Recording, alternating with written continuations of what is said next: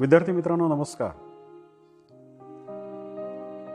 B.Ed first इयरमधील course क्रमांक 103 learning and teaching यामधील activity number 2 म्हणजेच असाइनमेंट रायटिंग स्वाध्याय लेखन या विषयाचं आपण या ठिकाणी उद्बोधन पाहणार आहोत. सर्वप्रथम आपल्याला कोर्स क्रमांक 103 लर्निंग अँड टीचिंगमधील ॲक्टिव्हिटी नंबर जो आहे त्यामध्ये असाइनमेंट रायटिंग व ही असाइनमेंट रायटिंग म्हणजे स्वाध्याय लेखन केल्यानंतर आपल्याला पुणे विद्यापीठाने पुरवलेल्या इव्हॅल्युएशन स्कीमनुसार संबंधित स्वाध्याय लेखनाचं मूल्यमापन प्राध्यापकांमार्फत केलं जाणार आहे. मग या इव्हॅल्युएशन स्कीममध्ये रिडिंग स्केल आहेत. अनसॅटिस्फॅक्टरी म्हणजे असमाधानकारक, ॲव्हरेज म्हणजे सरासरी, 3 म्हणजे सॅटिस्फॅक्टरी, गुड आणि एक्सलंट. म्हणजे अशा प्रकारचे रिडिंग स्केल आहेत. त्यामध्ये स्वाध्यायलेखन करत असताना विद्यार्थी शिक्षकांनी एकच गोष्ट देण्यात ठेवायची आहे की तुमचे जे काही स्वाध्यायलेखन तुम्ही करत आहात तर हे रिलेव्हंट असायला हवं, म्हणजेच योग्य पद्धतीची प्रस्तावना त्याला असायला हवी. त्यानंतर लेखन करत असताना तुम्ही चांगल्या प्रकारचे तंत्राचा वापर करायला हवा. तुमच्या लेखनामध्ये तार्किक क्रम आणि समन्वय तसेच चांगल्या प्रकारचं आकलन संबंधित व्हायला हवं. आणि हे जे काही 1 पासून 10 पर्यंतचे जे काही क्रायटेरिया आहेत त्या क्रायटेरियानुसार आपण सर्व विद्यार्थ्यांनी शक्यतो स्वाध्याय लेखन करावे. यामध्ये अनुक्रमणिका आपण जर पाहिली तर अनुक्रमणिकेमध्ये आपल्याला 2 भाग दिसतील. एक आहे प्राथमिक भाग आणि दुसरा भाग आहे द्वितीय. प्राथमिक भागामध्ये काय समाविष्ट आहे तर मूल्यमापन तक्ता जो की आपल्याला सावित्रीबाई फुले पुणे विद्यापीठ यांनी दिलेला आहे. त्यानुसारच B.Edच्या सर्व प्रात्यक्षिकांचं मूल्यमापन केलं जातं, ॲक्टिव्हिटींचं मूल्यमापन केलं जातं. प्रमाणपत्र, नंतर प्रतिज्ञापत्र, ऋणनिर्देश. द्वितीय भागामध्ये आपल्याला स्वाध्याय लेखनाची प्रस्तावना, स्वाध्याय लेखनाचे उद्देश काय आहेत, स्वाध्याय लेखनाची गरज आणि स्वाध्याय लेखनाचे महत्त्व. यामध्ये काही दीर्घोत्तरी प्रश्न आहेत आणि पुढे काही लघुत्तरी प्रश्न आहेत.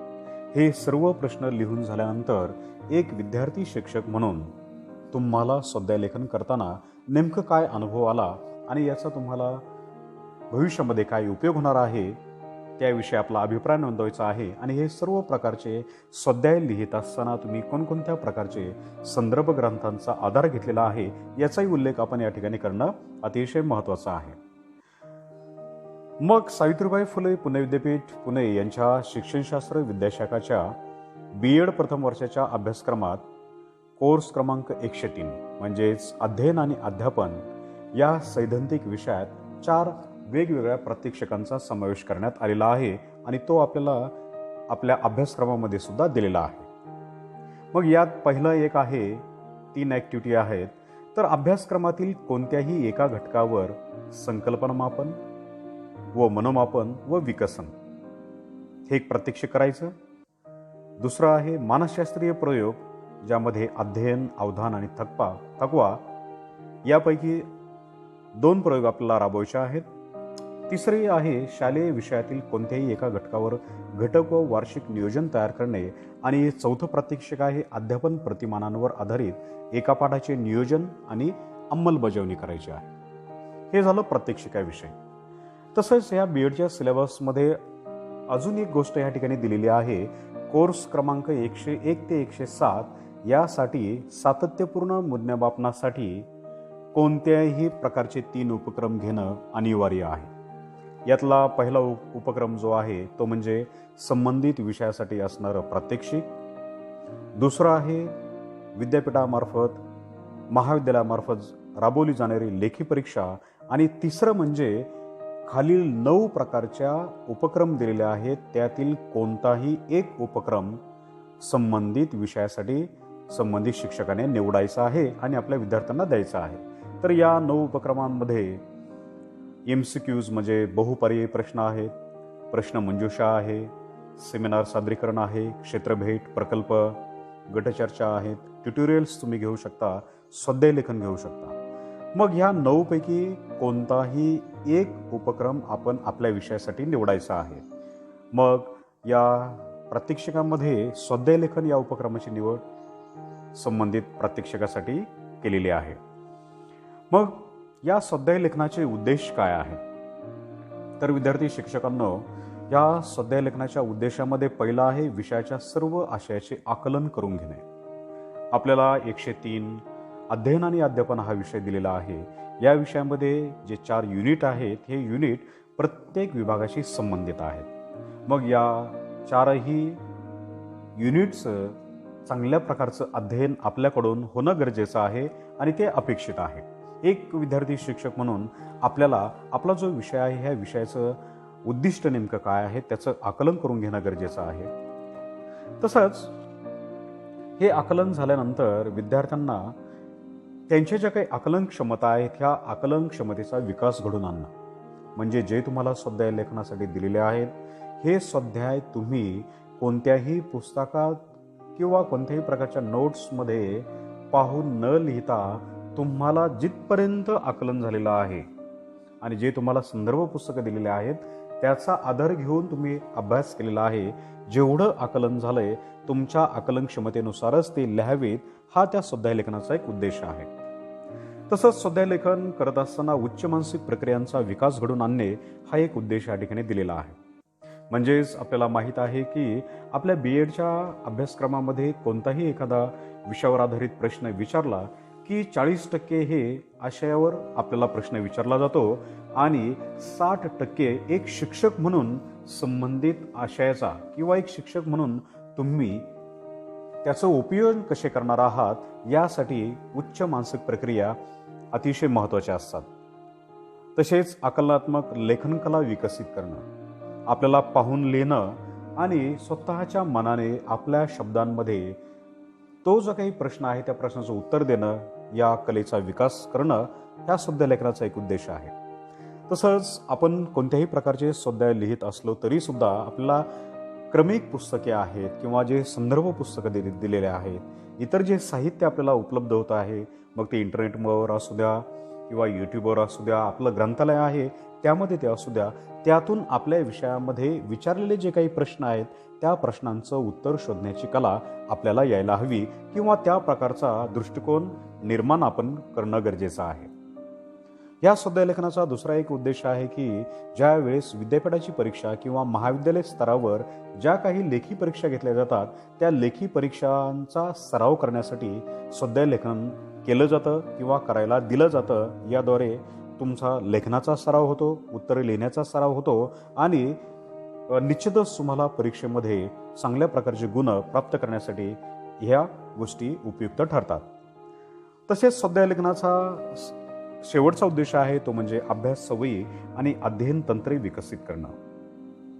बऱ्याच विद्यार्थ्यांना परीक्षा आल्यानंतर अभ्यास करण्याची सवय असते, परंतु स्वाध्याय लेखनामुळे काय होतं की तो जो विषय आहे त्या विषयाच्या संबंधित असणारं जे काही ज्ञान आहे त्याशी आपला वारंवार संबंध येत असल्याने आपल्या स्मृतीपटलावर त्या सर्व गोष्टी रेकॉर्ड होत असतात आणि मग आपला जो काही अभ्यासाची सवय असेल त्या सवयी एकदा विकसित झाल्या की आपल्याला परीक्षेच्या वेळी विशेष असा ताण निर्माण होत नाही किंवा आपलं विस्मरण होत नाही.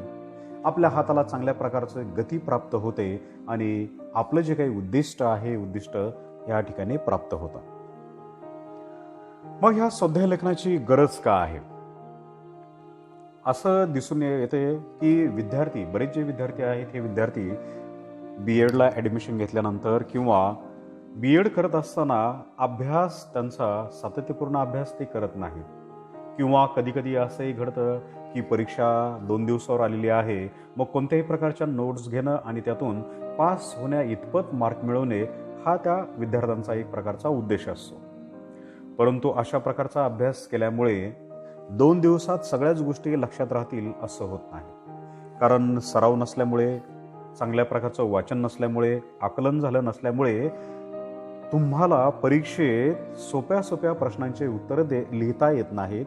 कधी कधी त्या उत्तरांचं विस्मरण होतं आणि आपल्या लेखनाचा सराव नसल्यामुळे यदाकदाचित आपल्याला परीक्षेच्या मध्ये जे प्रश्न विचारलेले आहेत त्या प्रश्नांचं उत्तर माहीत असून सुद्धा लेखनाची गती कमी असल्यामुळे आपला संबंधित जो विषयाचा पेपर आहे तो ठराविक वेळेमध्ये पूर्ण होत नाही.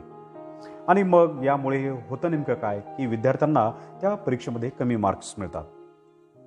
मग ह्या अध्ययन प्रक्रियेत आपल्याला माहीत आहे प्रात्यक्षिक कार्य आणि सैद्धांतिक जो भाग आहे याला अतिशय महत्त्व आहे. मग सैद्धांतिक भागावर आपण शिक्षकांनी अध्यापन जे केलेलं आहे हे अध्यापन सगळ्याच विद्यार्थ्यांच्या लक्षात राहील असं नाही, कारण प्रत्येकाची अध्ययन गती ही वेगवेगळी आहे, प्रत्येकाचा बुद्ध्यांक हा वेगवेगळा आहे आणि प्रत्येकाची अभ्यास करण्याची पद्धती तंत्र शैली ही वेगवेगळी आहे.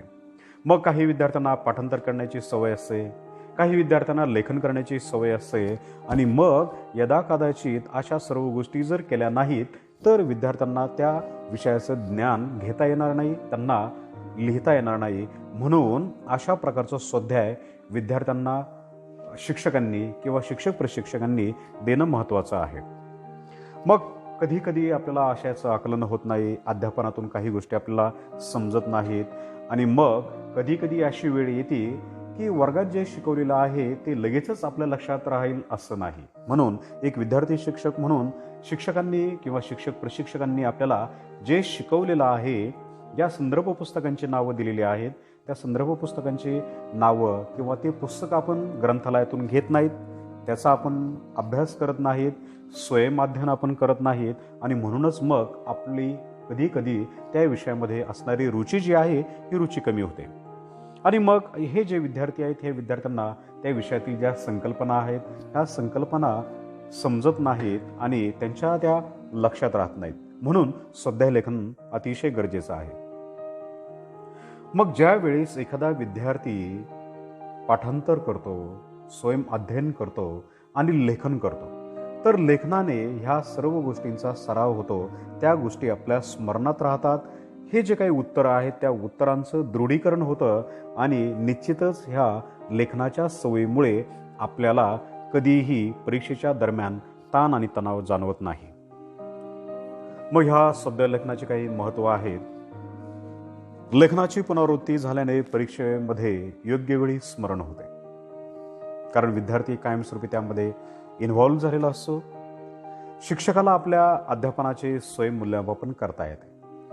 म्हणजेच एखादा शिक्षक जो आहे हा शिक्षक वर्गामध्ये सर्व गोष्टी चांगल्या रीतीने शिकवतो, प्रभावीरित्या शिकवतो, तरीसुद्धा आपल्या वर्गामध्ये बहुजिंशी विद्यार्थी असल्यामुळे काहींना त्याचं आकलन होईल असं नाही.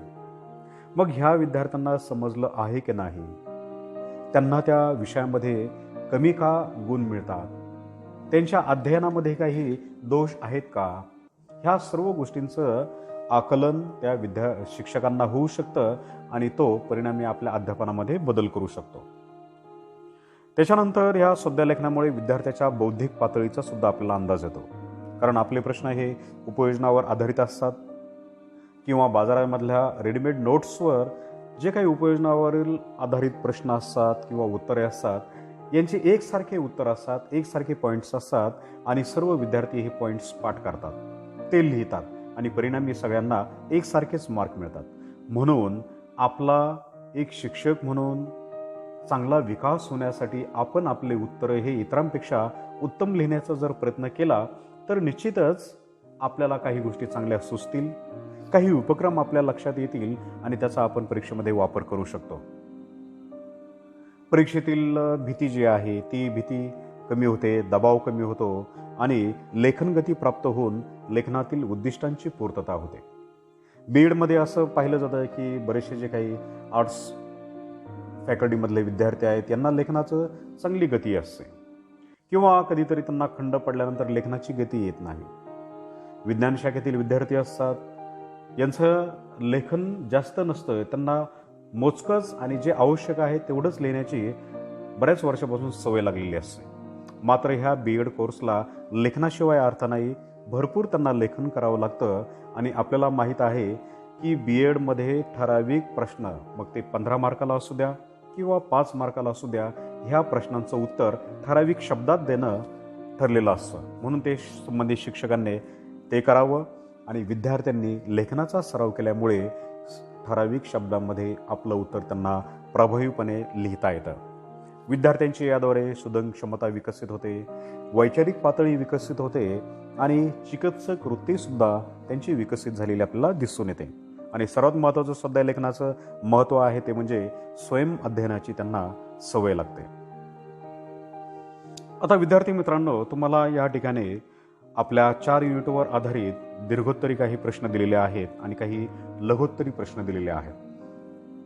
हे स्वाध्यायाचे प्रश्न सोडवताना मात्र ज्या सूचना तुम्हाला दिलेल्या आहेत त्या सूचना तुम्ही लक्षात घेणं गरजेचं आहे. प्रश्न गुणांनुसार सोडवावेत. 15 गुणांसाठी उत्तर हे 400 ते 425 शब्दात लिहावेत. 5 गुणांसाठीचं उत्तर हे 130 ते 150 शब्दात लिहिणं अपेक्षित आहे. तर विद्यार्थी मित्रांनो, तुम्हाला हे जे काही 103 अध्ययन अध्यापनावर जो विषय आहे त्या विषयामधील काही प्रश्न या ठिकाणी मी दिलेले आहेत. त्यातले दीर्घोत्तरी प्रश्न आहेत. पहिले अध्ययन संक्रमण काय, त्याचे प्रकार कोणकोणते ते स्पष्ट करा आणि तुमचे अध्यापन प्रभावी होण्यासाठी तुम्ही अध्ययन संक्रमणाच्या प्रकारांचा कसा वापर कराल ते उदाहरणासहित स्पष्ट करा. हा दीर्घोत्तरी प्रश्न आहे. 15 गुणांसाठी प्रश्न आहे आणि याचं 40-60 पॅटर्न आपण ध्यानात ठेवायचा आहे. 40% आपण सैद्धांतिक भागावर भर द्यायचा आहे.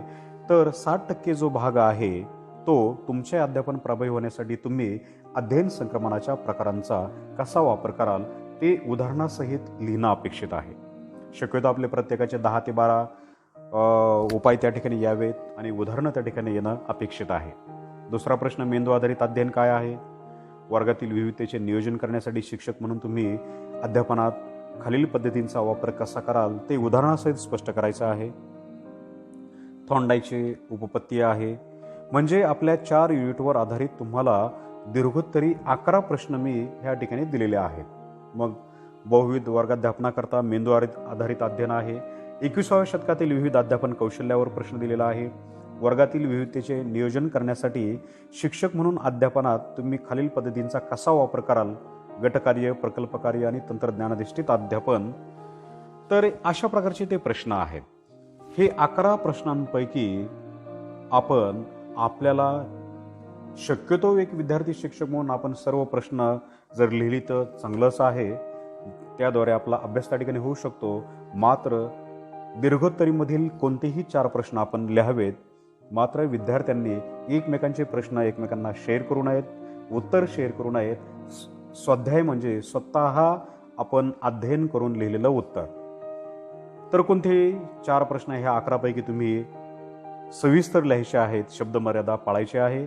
आणि काही लघुत्तरी प्रश्न आहेत, हे 10 आहेत. यापैकी कोणतेही 4 प्रश्न तुम्ही लिहायचे आहेत. यांचं उत्तर 130 ते 150 शब्दामध्ये लिहिणं अपेक्षित आहे. मग औपचारिक अनौपचारिक सहशिक्षणाची संकल्पना आहे. अध्ययन वक्राचं शैक्षणिक उपयोजन लिहा, यावर प्रश्न आहेत. म्हणजे जे युनिट आहे त्या 4 युनिटवर कोणतेही 4 ब्रॉड क्वेश्चन आणि कोणतेही 4 शॉर्ट क्वेश्चन हे आपण लिहून काढायचे आहेत. मात्र जे काही तुम्हाला मी नियोजन दिलेलं आहे त्या नियोजनानुसार आपण याचा जर अवलंब केला तर निश्चितच आपलं जे काही उद्देश आहे स्वयं अध्ययनाचं किंवा स्वाध्याय लेखनाचं ते निश्चितच या ठिकाणी साध्य होईल. आणि मग हे सर्व लिहून झाल्यानंतर तुम्ही तुमचा अभिप्राय जो आहे तो अभिप्राय त्या ठिकाणी लिहू शकता. मग याद्वारे काय झालं की सखोल वाचनाची आवड तुम्हाला निर्माण झाली, शोधन वृत्तीचा विकास घडून आला. याद्वारे काय झालेलं आहे की आशयाचं आकलन आणि प्रकटन कौशल्याची जाणीव तुम्हाला झाली. उच्च विचारक्षमता, स्मरणशक्ती, लेखन शैली, लेखनास गती अशा प्रकारचं कौशल्य तुमचे विकसित झालेले आहेत असं तुम्हाला तुमच्या भाषेमध्ये लिहिणं अपेक्षित आहे. तार्किक विचार असू द्या, अभ्यास सवयी असू द्या, तंत्रे असू द्या, वाचन क्षमता असू द्या, ह्या सर्वांचा एक विद्यार्थी शिक्षक म्हणून मला उपयोग झाला आहे अशा प्रकारचा अभिप्राय तुम्ही 5 ते 6 ओळीमध्ये लिहिणं अपेक्षित आहे. आणि हे सर्व प्रश्नांचं उत्तर लिहित असताना आपल्याला माहीत आहे की पुणे विद्यापीठाने आपल्याला दिलेल्या अभ्यासक्रमानुसार संबंधित कोरच्या पाठीमागे काही संदर्भ पुस्तकांची नावं आहेत. हे संदर्भ पुस्तकांचाही तुम्ही सखोल पद्धतीने वापर करायचा आहे. पृष्ठ क्रमांक नेमकं तुम्ही कोणत्या पुस्तकातून कोणत्या प्रकारच्या प्रश्नाचं उत्तर लिहायला तुम्हाला मदत झाली ते तुम्ही पृष्ठ क्रमांक लिहू शकता. यामध्ये डॉक्टर हाना जगताप, डॉक्टर दांडेकर, नंतर मखिजास लखता किंवा S.K. मंगल यांची काही पुस्तके आहेत आणि आपल्या ग्रंथालयामध्ये सुद्धा अनेक पुस्तकं उपलब्ध असतात.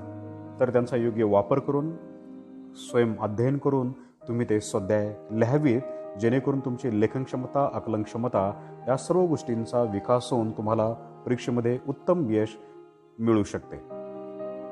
धन्यवाद.